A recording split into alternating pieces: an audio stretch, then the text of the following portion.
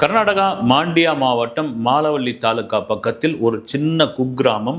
அந்த குக்கிராமத்தில் 82 வயது ஆடு மேய்க்கிற ஒரு பெரியவருக்கு ராஜூர் சபா விருது அப்படின்னு கர்நாடகாவின் உயரிய விருதை அந்த அரசாங்கம் கொடுக்க பரிந்துரை செய்கிறது.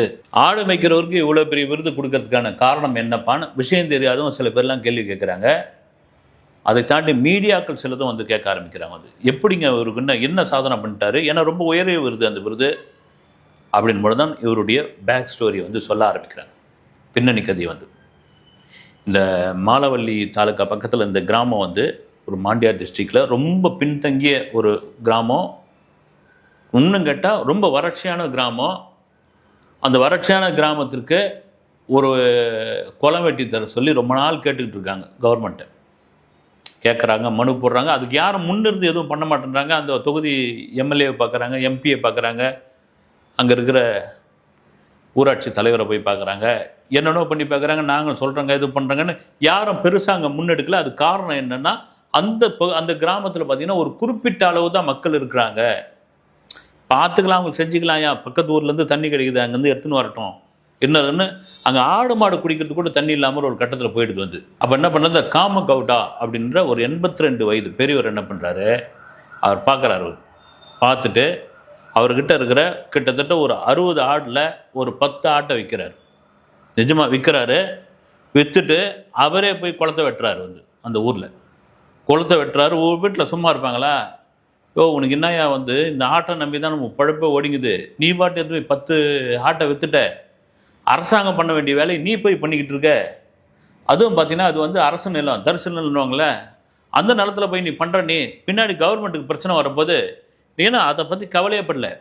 எவ்வளோ நாள் தான் தண்ணி இல்லாமல் இந்த ஊர் இருக்கும், எவ்வளோ நாள் தான் நீங்களும் சும்மா இருப்பீங்க, எவ்வளோ நாள் தான் நீங்கள் மனு கொடுப்பீங்க, யாராவது ஒருத்தர் இறங்கி வேலை பார்க்கணும்னு சில ஊர்காரெலாம் வந்து கேலி பண்ணுறாங்க.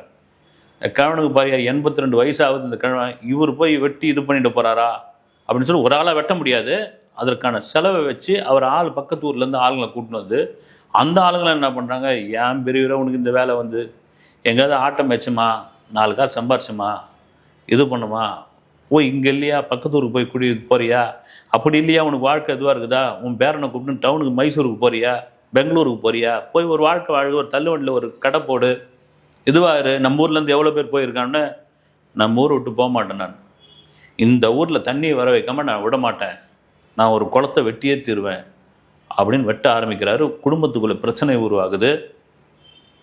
சொந்த பந்த மனைவியிலேருந்து சொந்த பந்த பிள்ளைங்கள்லேருந்து பொண்ணுங்க வரைக்கும் வந்து சண்டை போடுறாங்க. யார் ஒத்துப்பாங்க வந்து.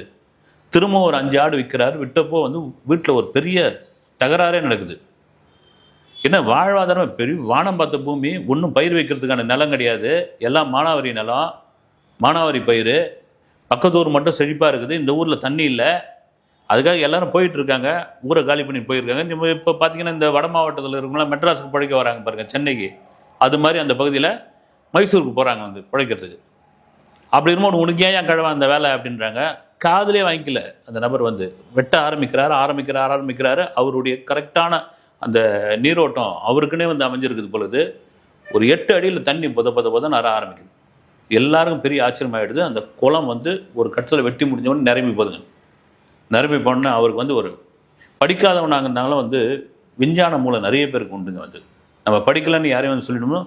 அதுவும் கிராமப்புறங்களில் உள்ளவர்கள் அதிகப்படியான ஒரு மூளை உள்ளவர்கள், அதில் மாற்று கருத்து கிடையாது. நீங்கள் இங்கே தான் படித்தோம் டை கட்டின்னு இருக்கலாம் தவறாக சொல்ல வந்து. அங்கே எவ்வளோ பெரிய ஆட்கள்லாம் இருக்காங்க வந்து. அதெல்லாம் நம்ம புறந்தள்ளிட்டு போகிறோம் வந்து. அவ்வளோ விஞ்ஞானிகள், அவ்வளோ படித்தவங்க இன்னும் கூட இருக்காங்க வந்து. அவங்க என்னென்னா அதை தாண்டி வர முடியல. அவங்களுக்கு லாங்குவேஜ் ஒரு பெரிய ப்ராப்ளம். இன்னும் இங்கிலீஷ் தெரியாத எத்தனையோ பேர் வந்து ஒரு மன தடுமாற்றத்தில் இருக்காங்க தெரியுங்களா வந்து. தாழ்வு மனப்பான்மையில் இருக்காங்க. அதே போல் வந்து நாம் வந்து ஒரு கிராமப்புறங்கள்லேருந்து வந்தவங்க. இங்கே நகரத்தில் பெருநகரத்தில் நாம் என்ன பேசுறது, இந்த ஹோட்டலுக்குள்ளே நம்ம போக முடியுமா, இந்த ஹோட்டலில் நம்ம வந்து நுழைய முடியுமா, இங்கே சாப்பிட முடியுமா அப்படின்ற தயக்கம் இன்னும் இருக்குது வந்து. தயக்கமும் பயமும் இருக்குது. அப்படியேப்பட்ட அந்த நபர் வந்து இந்த இது வெட்டுறாரு, குளத்தை வெட்டுறாரு, தண்ணி வருது, நிரம்பி போகுது. அடுத்து என்ன பண்ணுறாருனா அடுத்தடுத்து பக்கத்தில் குளத்தை வெட்டுறாருங்க. அந்த நீரோட்டம் இருக்கிறது எவனாலும் கண்டுபிடிக்க முடியல வந்து. இப்படியா வெட்டி ஒரு 14 குளத்தை வெட்டிடுறாரு வந்து. இதுக்கான ஒரு பெரும் செலவு பண்ணுறாரு. அந்த 14 குளத்தை வெட்டினதுக்கான காரணம் என்னன்னா, ஒன்று ரொம்பி போச்சுன்னா மழைக்காலத்தில் உபரி நீர் விழும், இன்னொன்றுத்தில் விழும், இன்னொன்றுத்தில் விழும். இந்த கிராமத்துக்கு தண்ணி பஞ்சமே கிடையாது. கிராமத்துக்காரங்களாம் பெரிய சந்தோஷமாகுது. ஆனால் அவங்க வீட்டாரை மட்டும் ஏற்றுக்கவே முடியல. என்னையா இந்த மாதிரி இந்த கிழவன் போய் தேவையில்லாத வேலை பண்ணிகிட்டு இருக்காரு. இன்னும் இதில் என்ன பிரச்சனை வருதுன்னா, ஊருக்காரங்க பக்கத்து ஊருக்காரங்களாம் இந்த ஆள் இந்த கிழவன் கவர்மெண்ட் நிலத்தை ஆட்டையை போடுறதுக்காக இந்த மாதிரி வேலைலாம் பண்ணிகிட்ருக்கு. ஊரில் பேசுவாங்கல்ல, இந்த கிழவனுக்கு வேறு ஏதோ ஒரு இது இருக்குது, புதையில தேடுது இந்த கிழவன். இதுக்கு ஊரில் சும்மாவே தோணுனா தானே சொல்லுவாங்க. புதையலுக்காக தோணும். அந்த ஊரில் அங்கங்கே புதையல் கிடைக்கும் பொழுது புதையலுக்காக தோணுன்னு. ஆனால் மீடியாக்களில் மற்ற இதுலேயும் வர ஒரு செய்தி பரவலாக ஆரம்பிக்குது. ஒரு தனி மனிதன் 80 வயது 82 வயது ஒரு வயதானவர் அவருடைய முயற்சியில், ஒரு தனி முயற்சியில் ஒரு அரசாங்கம் செய்ய வேண்டிய வேலையை ஒரு ஆடு விற்று, தன்னுடைய சொந்த ஆட்டை விற்று இத்தனை குளங்களை வெட்டி அந்த கிராமத்தையே தண்ணிக்கு பஞ்சம் இல்லாத ஒரு நிலைமையை உண்டாக்கிறாருன்னா இந்த விருதுக்கு தகுதியான ஆள் தான் கூப்பிட்டு அந்த விருதை கொடுக்குறாங்க. அந்த அரசாங்கம் பாராட்டுது. அந்த விருது 1 லட்ச ரூபாய் ரொக்க காசும் 25 கிராம் தங்கமும் கொடுக்குறாங்க. அவர் என்ன பண்ணுறாரு, திரும்பவும் அதை கொண்டு வர்றாரு. அந்த காசையும் அந்த தங்கத்தையும் விற்று இன்னும் 2 குளத்தை வெட்டுவன்றார். வெட்டின பிறகு இன்னும் சூடாகிறாங்க. அந்த கிராமத்தை ஆட்கள் தாண்டி உறவினர்லாம் பயங்கர சூடாகிறாங்க. என்னையா கிறுக்கு பிடிச்சி போச்சு அந்த கிழவனுக்கு, ஏன் அது தேவையில்லாத வேலை தான் இதுவாகிடுச்சு இல்லை, கவர்மெண்ட்டே பார்த்துக்கிச்சு இல்லை, எதுக்கு இது அப்படின்னு.